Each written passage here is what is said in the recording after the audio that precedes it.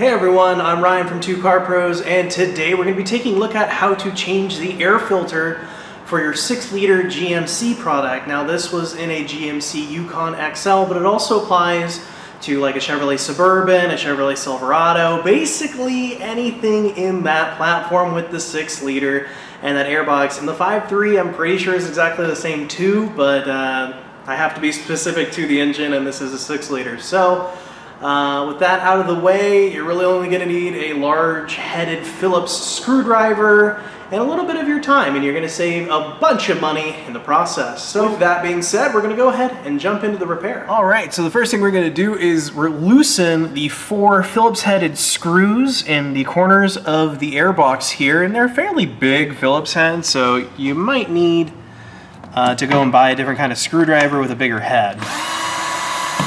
So they don't come fully out of the top of the airbox either. They kind of just sit once they're fully loosed.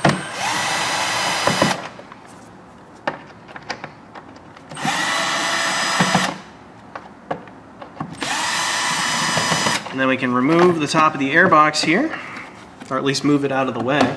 All right, so we can move the top of the airbox out of the way and slip the air filter out. Take a look at it, yucky. And then we need to clean the bottom of the airbox out.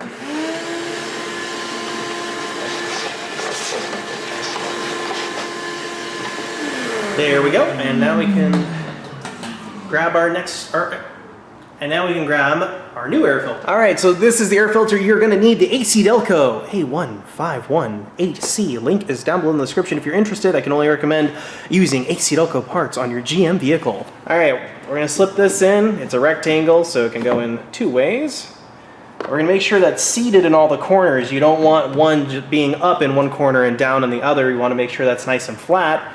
And then we can replace the top of the airbox here, making sure it's seated down correctly. And you're not pinching it in a funny sort of way.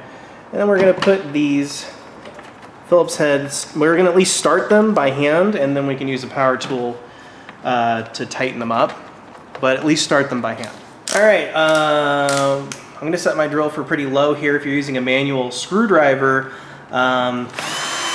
just tight enough is good. It's not really holding anything that's crazy under stress, honestly. It's just trying to keep air out. It's not really holding anything that's going to be under a ton of pressure.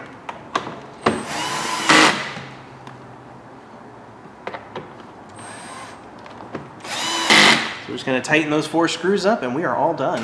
So that is how to replace your air filter for a 6-liter GM product. It is really simple and straightforward.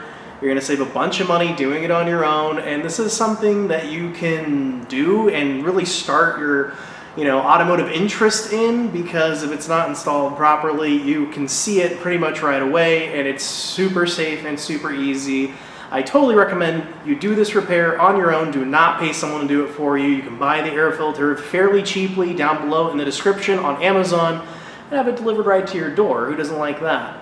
Thank you so much for watching. If you enjoy my type of content, what I'm trying to do here on this land of YouTube, please consider subscribing down below and ringing that notification bell. Thanks again for watching, and I'll see you next time.